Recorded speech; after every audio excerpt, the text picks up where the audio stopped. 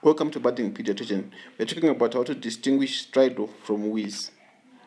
In practice, you may need to make this distinction several times, and this distinction is made based on clinical examination. Stridor is an inspirational sound, but may be heard both in inspiration and in expiration. Wheeze is a sound of expiration, but may be heard both in inspiration and expiration. Stridor is rarely associated with fast breathing, whilst wheeze is most likely to be associated with fast breathing. Supraclavicular and suprasternal recessions are common with stridor, and whilst they are rare with wheezes. And there is prolonged inspiration with stridor, whereas there is prolonged expiration with the wheeze. As you auscultate it, you'll be looking at the abdomen to determine the phase of breathing.